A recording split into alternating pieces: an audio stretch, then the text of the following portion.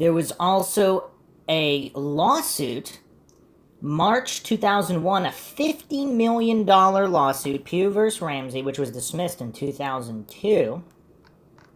And this lawsuit, decided November 19th, 2002, right on caselaw.findlaw.com. Linda Hoffmann-Pugh, plaintiff appellant versus Patricia Ramsey, John Ramsey, defendants appellees. United States Court of Appeals, 11th Circuit. This diversity case arises from a book written by John and Patricia Ramsey about the police investigation into their daughter's murder. Linda Hoffmann-Pugh, the Ramseys' former housekeeper, brought suit against the Ramseys, alleging libel and slander under Georgia law in connection with the book and its promotion.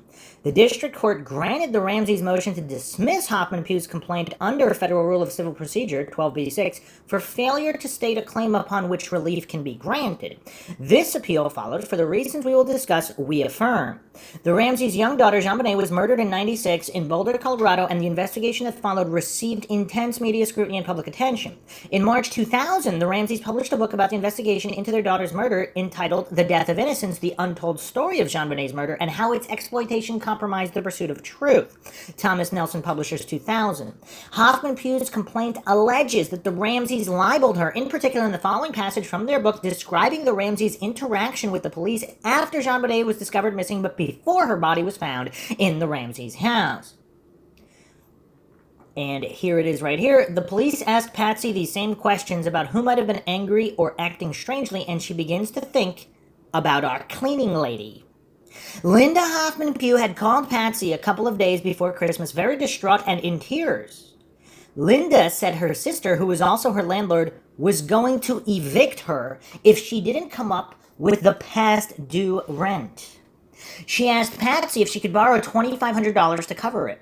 Patsy had consoled Linda and agreed to lend her the money. In fact, Patsy had intended to leave the check for Linda on the kitchen counter before leaving for Michigan. Linda would let herself in the house and pick it up while we were gone for the holidays. Patsy, see, the thing is, if that's all true, why kidnap JonBenet if she's going to get her money? Patsy remembers that her mother, Nedra Powell, Pugh and Powell, really? I mean, come on, does anybody else find that strange? Had said that Linda had remarked to her at one time, quote, JonBenet is so pretty, aren't you afraid that someone might kidnap her? End quote. Now those comments seem strangely menacing. See, again, I'm going to have to go with the coincidence theorists on this one. I mean, that kind of seems like an innocent comment, because rich people, guy works for $1 billion company, she's in pageants, she's in the public eye. I mean, yeah, what are you going to make? And especially how long ago was that? It doesn't state. Finding the phone number in her digital Rolodex, Patsy tells a police officer where Linda lives in Fort Lupton, Colorado. Patsy later tells me she was thinking, if it's Linda, it's okay because she is a good, sweet person. She is just upset. She may need the money, but she won't hurt JonBenet. John Ramsey really needs a brain fingerprint scan, doesn't he? Because if this is all true, I mean, it's interesting. The police tell us that they will arrange for the Fort Lupton police to drive by Linda's house to see if they notice anything unusual, but they don't want to alert anyone there they are being watched. So they actually did a drive-by on her house? That's interesting. Death of Innocence, 19 to 20. Hoffmann-Pugh alleges in her complaint that the statements in this passage are false, and that the Ramseys know that they are false, and that they were made with the intent to create an impression that Hoffmann-Pugh is a suspect in the murder. Hoffmann-Pugh claims that her sister was not going to evict her, and that she did not make the above statement to Nedra Powell or anyone else. Pugh is stating she did not make the statement to Powell. She also claims that the statement, if it's Linda, it's okay because she's a good, sweet person, she's just upset she may need the money but she won't hurt JonBenet, is a deliberate falsehood because Hoffmann-Pugh did not murder JonBenet. Hoffmann-Pugh claims she knows that this passage is a deliberate falsehood because Patricia Ramsey killed her daughter and wrote a ransom note to cover it up, and John Ramsey knew this and helped his wife in the cover-up. Both John and Patricia Ramsey deny any involvement in the murder of their daughter. See, you know what's weird though? Isn't that libel? If it's not true, right? If it's true, it's not libel. But if it's not true, she's claiming, Linda Hoffmann-Pugh is claiming here that Patricia Ramsey killed her daughter, and her and John Ramsey covered it up. I mean, those are bold claims. Those are bold claims. Although, if Linda Hoffmann-Pugh was involved in some kind of botched kidnapping, would she say that to cast suspicion away from herself, while also looking for a payday? I mean, I don't know. I mean, again, criminal-minded individuals, they might do that.